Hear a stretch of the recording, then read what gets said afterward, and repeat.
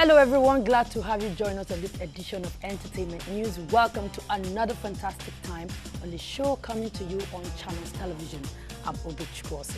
Now we'll begin today by taking you to the premiere of the much anticipated Hollywood meets Nollywood movie, Toby, in Lagos. Let's see. Have you been fighting again? Yo, what was you doing there? It was an accident, all right? Toby, I am talking to you. Crime is like an addiction for you. You keep saying you'll quit. I am talking. The highly anticipated premiere of the movie Toby might have come and gone, but the memories and moments of the red carpet of the event will remain fresh in the minds of celebrities, fans, cast and crew members of the movie.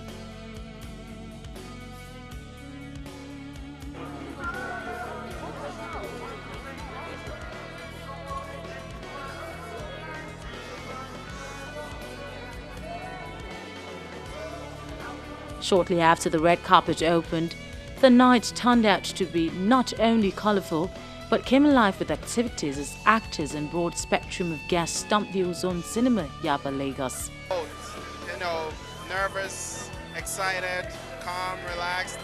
I'm just practically waiting for you guys to watch the film. And, you know, I was actually walking around Palms today, and I heard two people talking about the film. They didn't even know who I was, and they said, I hope this is not one of those overhyped films that flop. So I'm waiting for people to watch it and tell me what they think about it.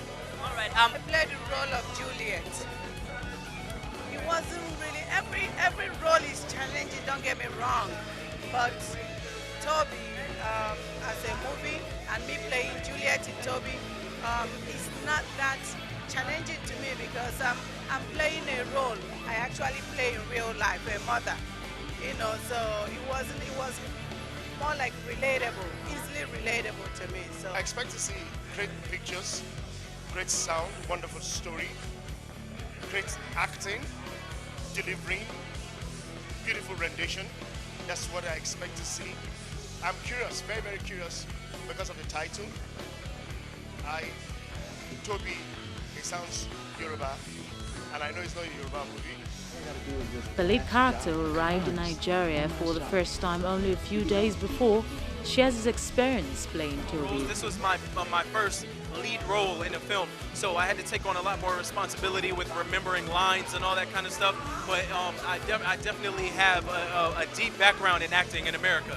For me, it wasn't really challenging because I related to the character, and that's why I loved it so much.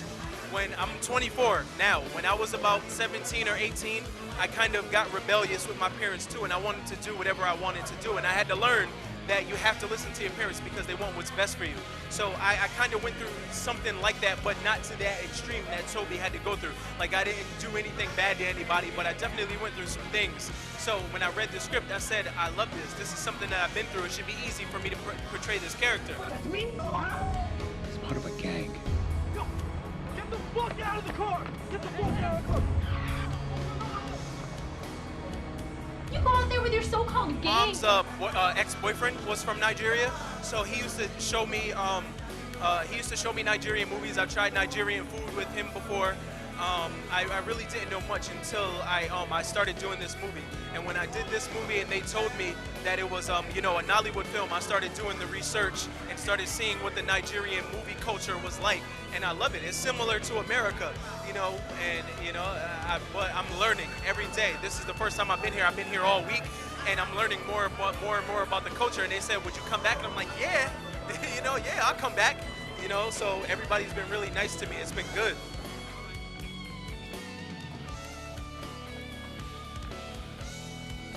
Afterwards, moviegoers gave their verdict on the new flick.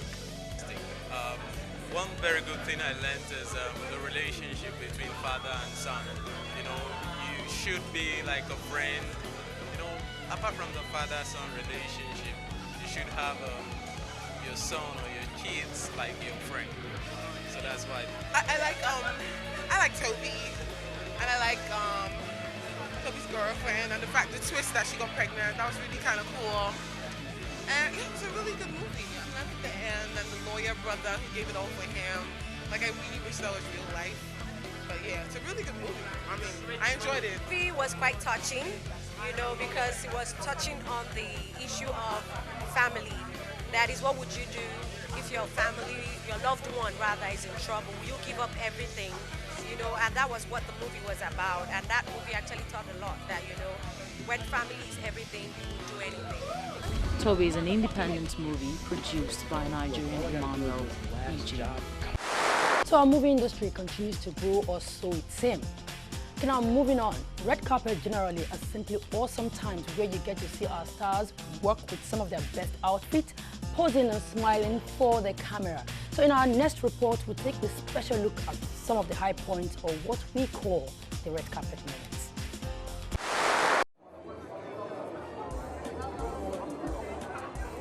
The red carpet always comes alive at major events.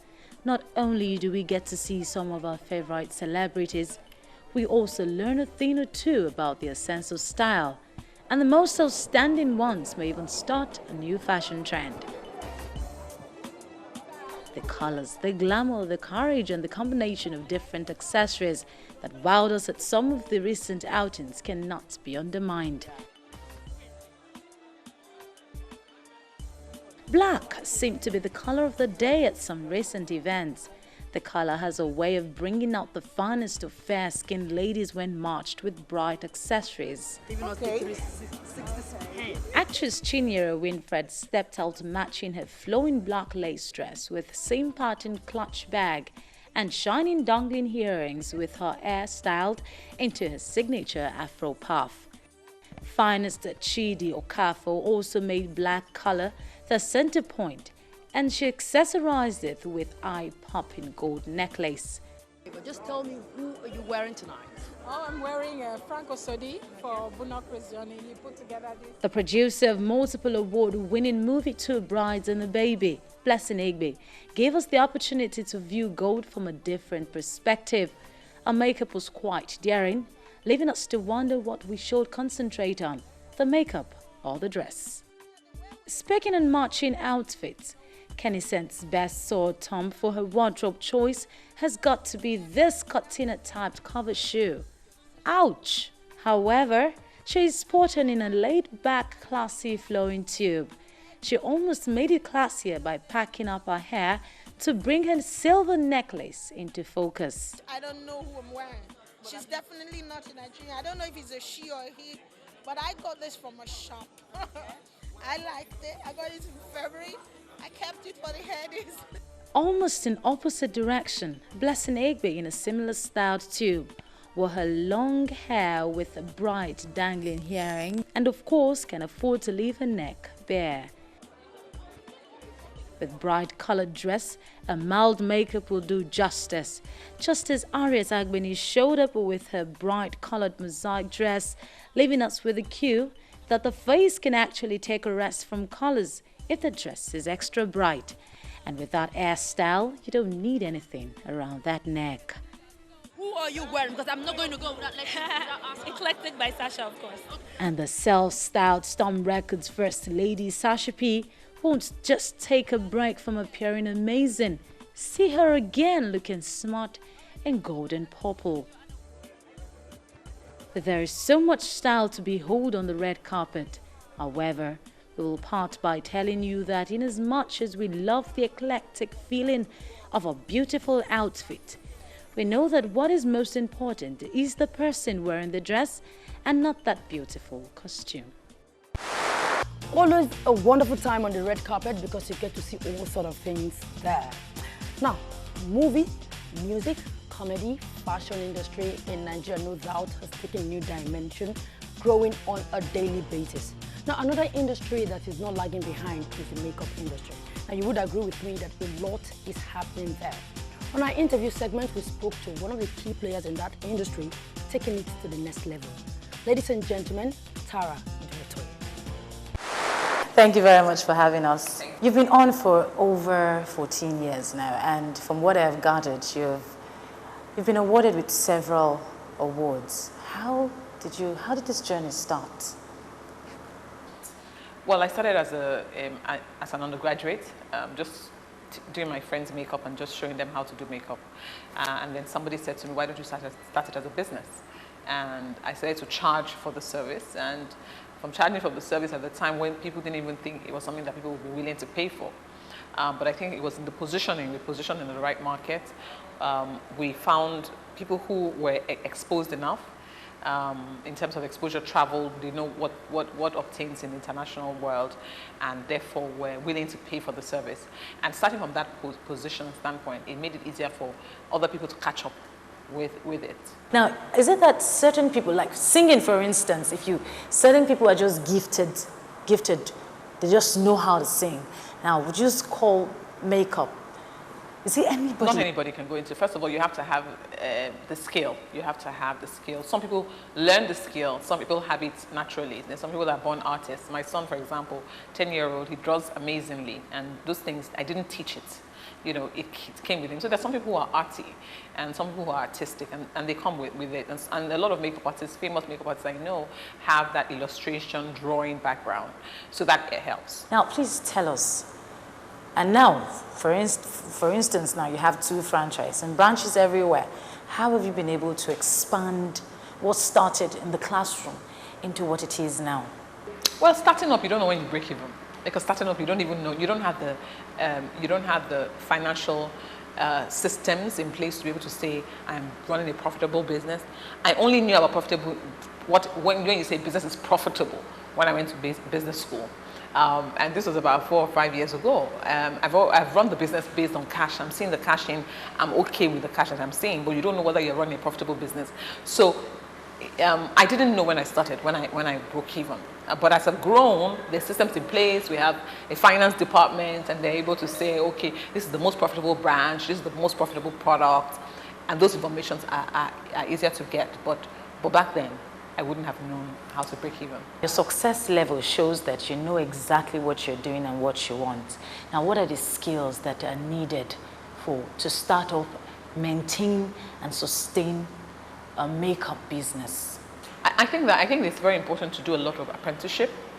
We don't have that culture in Nigeria, but you need to do apprenticeship. Apprenticeship is learning on the. I mean, I worked just before I got to university, and I was happy that I did. And I'm looking forward to a time where my children will also work every time they get the chance, because the kind of skills that you learn.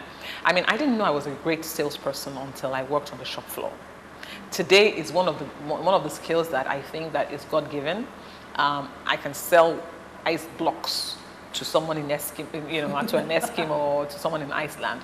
And I didn't know that until I worked on the shop floor. And I worked on the shop floor as a 16-year-old or a 17-year-old. I didn't realize the power of makeup, how makeup would transform women and also boost their self-esteem, until I saw how customers responded to the makeup that I did for them on the shop floor. Those are some of the skills that I learned. So, and I remember working in the High Court, in the Lagos High Court, and I knew that I didn't want to be a lawyer. After I left. So some of those things, you bump into some things, some of them are pluses, some of them are minuses, some of them make you know for a fact that this is something you want to do or something you don't want to do. So engage yourself. There are a lot of times people spend playing and having a good time. You will have time to play. There's a lot of time, long life to play. But you need to be able to say to yourself, which time to play, which time to be serious. And I think that apprenticeship is very key in developing certain skills. Sometimes people come and work for us in the organization, and they have very poor people skills.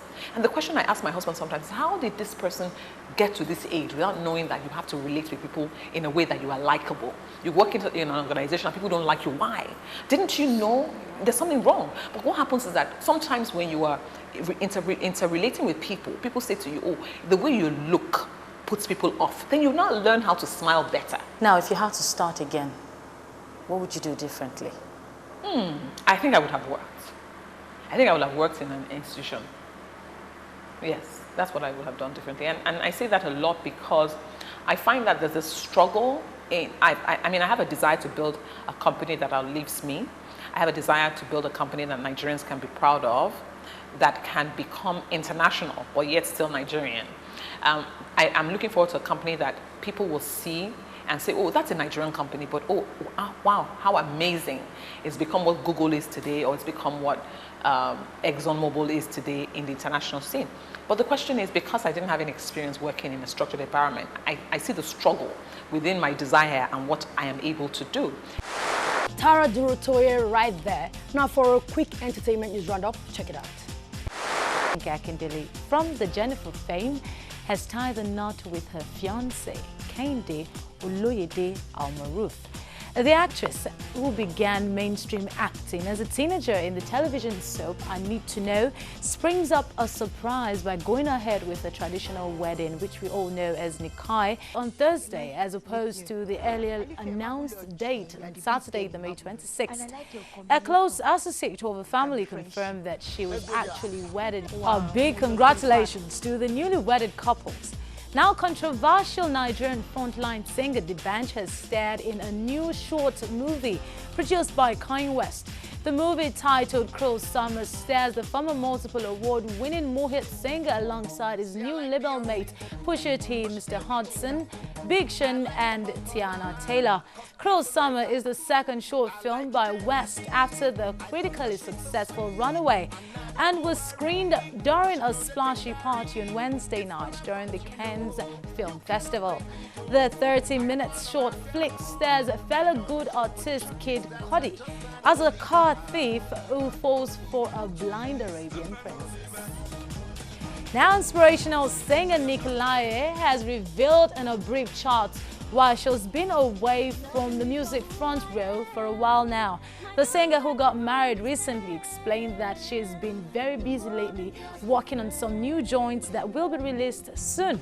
She also made it clear that being married has had a positive influence on her career.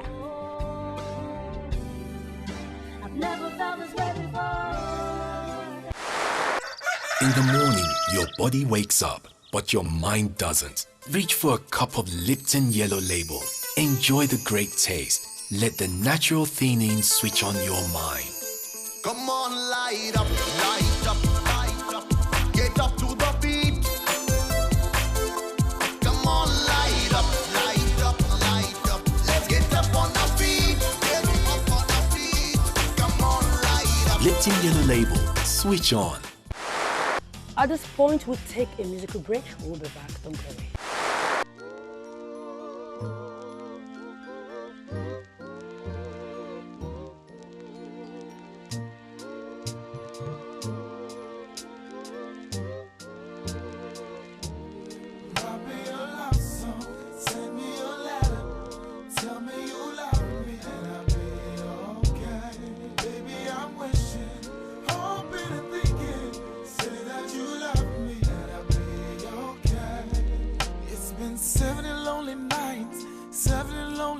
Since you went away,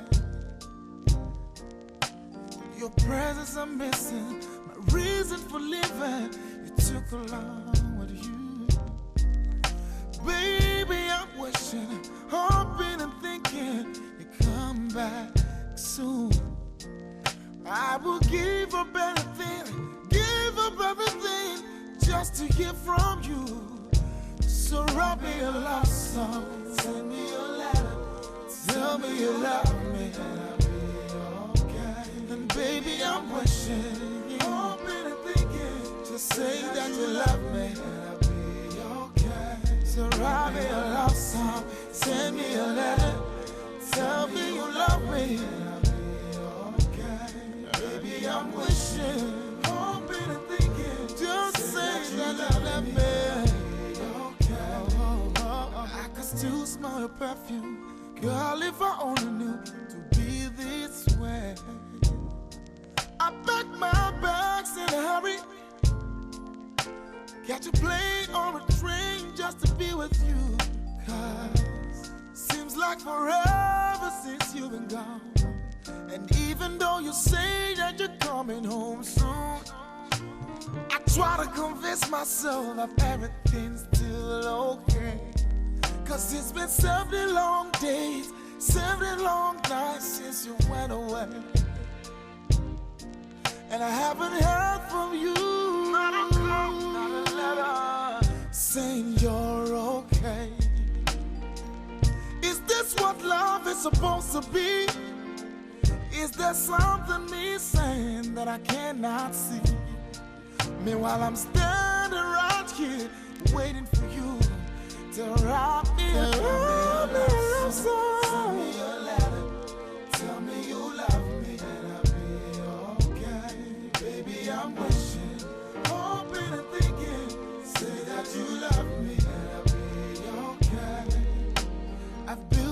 all around you. I place no one above you. My heart is in your hands. 'Cause each and every moment, I love the way you love me. I've gotta find a way to keep it going strong. Every minute, every hour of every day. My love's so undying. I got to keep on trying and hope that my baby come back soon. Oh, yeah. Write me a love song. Send me your letter. Just say the word I love you and I'll be so okay. See, I'm dying for your love and your love song. Send me a letter. Tell me you love me and I'll be okay. And baby, I'm wishing and thinking to say that you love. Oh, baby, I'm dying for your loving. I'm needing for your hugging. There'll be no love without you. There'll be no me without you. I'm nobody without you, baby, baby, baby. Send me your letter. Tell me you love me. I'm dying inside. I know I got to be a man and be strong. Welcome back. Now to look at the foreign stories, protests against upcoming Lady Gaga's concert in the city of Jakarta recently. But let's find out why.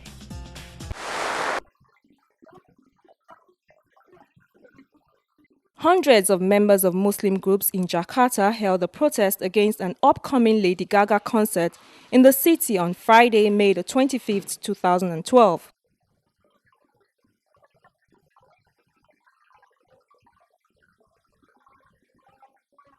The protesters gathered in front of Jakarta's Justice, Political and Human Rights Ministry, holding placards, posters and flags.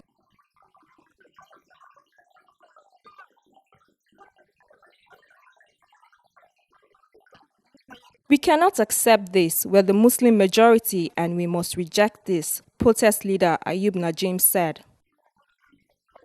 Previously, Indonesia's second largest Muslim group, Muhammadiyah, also released a statement against the pop star's concert. Earlier this month, police said they refused a permit for Lady Gaga to perform in the Indonesian capital over security concerns after Islamic groups voiced strong objections to her vulgar style.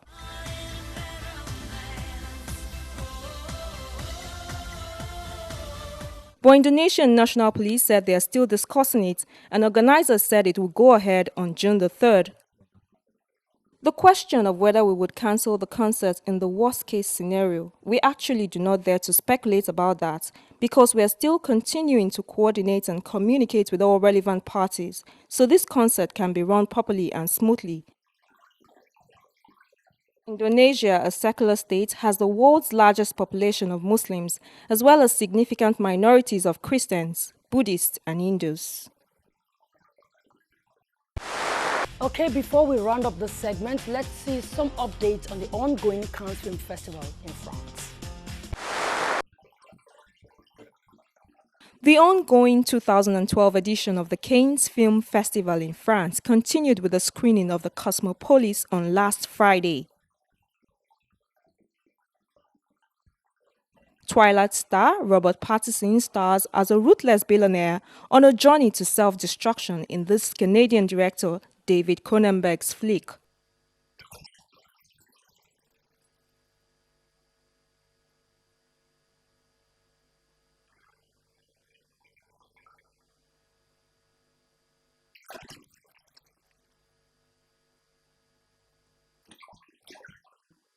Pattinson, alongside other cast and crew members, strutted the red carpet in style, waving to fans and journalists alike before the screening of the film, which is competing for the festival's top prize to be awarded on the 27th of May.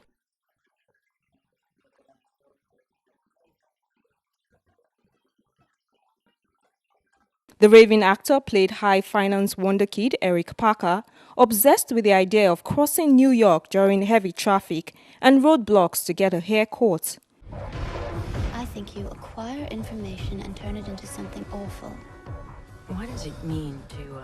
Reaction to the film from the Cannes audience was mixed, with bloggers and critics taking to Twitter to offer their initial reactions.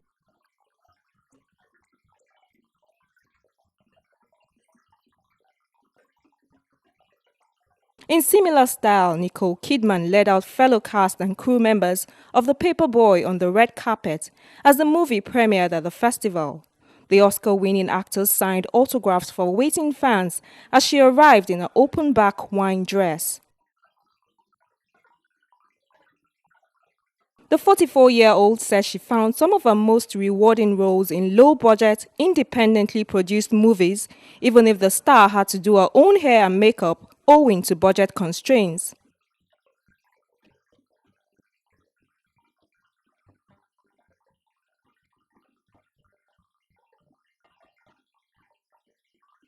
Notable for arresting scenes of sex, violence and urination, the adaptation of a Peter Dexter novel has the Australian Oscar winner playing trailer trash bombshell Charlotte Bless, who is obsessed with a man on death row with whom she exchanges letters. She's drawn into a newspaper investigation into the prisoner, who may have been wrongfully convicted, triggering a frantic series of sexual encounters, humorous exchanges, and a dangerous game of violence and death in the Florida swamps. Would you mind putting up the windows?